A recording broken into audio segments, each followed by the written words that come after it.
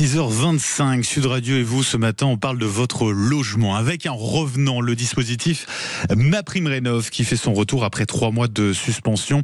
L'aide à la rénovation énergétique qui revient, mais dans une version restreinte, à minima. On voit ça avec notre experte Bérénice Deville-Florio, rédactrice en chef de Radio Imo. Bonjour Bérénice. Bonjour Bernard. Et merci d'être avec nous comme chaque jeudi matin. Alors revoilà donc cette fameuse prime Rénov', MaPrimeRénov', sous une forme moins généreuse. Qui sont déjà les grands perdants de cette nouvelle version ?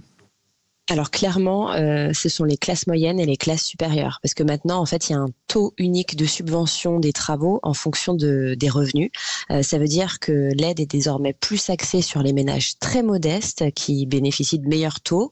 Les ménages aux revenus intermédiaires ne touchent plus que 45% d'aide et les revenus supérieurs seulement 10%. C'était des taux bien plus généreux avant.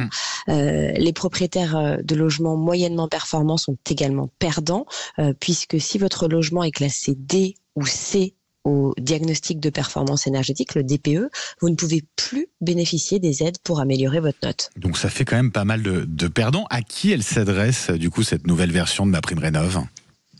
Alors, la nouvelle version a été vraiment calibrée pour les ménages aux revenus très modestes et qui possèdent des passoires thermiques. Donc, seuls les logements classés E, F ou G au diagnostic de performance énergétique sont éligibles. C'est ce qu'on appelle donc les passoires thermiques. En clair, on concentre l'aide pour le moment sur les foyers qui cumulent difficultés financières et logements très énergivores. Et il faut savoir que seulement 13 000 dossiers seront acceptés sur tout le territoire français d'ici la fin de l'année.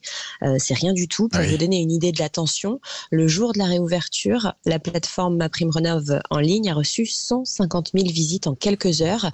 Ça a fait bugger le site internet. Maintenant, il marche. Et donc, bah oui, parce que 13 000, c'est assez peu au final. Quel type de travaux on peut financer avec cette nouvelle version de MaPrimeRénov', Bérénice ? Alors, on peut financer des rénovations globales, c'est-à-dire des chantiers d'ampleur, des bouquets de travaux qui touchent, par exemple, à l'isolation, au chauffage, aux menuiseries. Et il faut que ces travaux permettent de gagner au moins 2 classes énergétiques, c'est-à-dire 2 lettres. Mais là encore, le dispositif a été sérieusement raboté.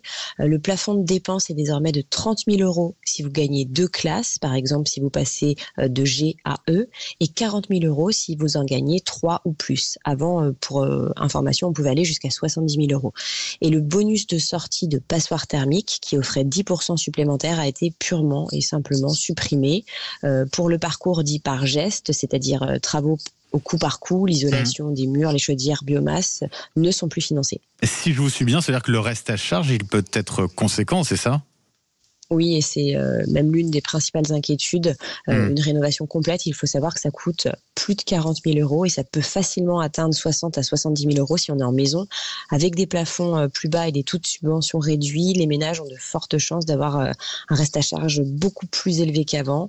Sans compter, je tiens à préciser que les dossiers déposés maintenant ne seront examinés qu'au premier trimestre 2026 et financés seulement si la loi de finances est votée. Oui. Donc ça risque pour certains tout simplement de rendre la rénovation impossible, faute de financement complémentaire. Merci pour toutes ces explications, Bérénice Deville-Florio, pour cette nouvelle version donc allégée de MaPrimeRénov' qui concernera avant tout les foyers, vous l'avez dit, les plus modestes. Je rappelle, vous êtes la rédactrice en chef de Radio Imo. Et puis on vous retrouve tous les samedis midi sur Sud Radio dans l'émission Parlons Imo avec Sylvain Lévy-Valency. Merci beaucoup, Bérénice, et bonne journée.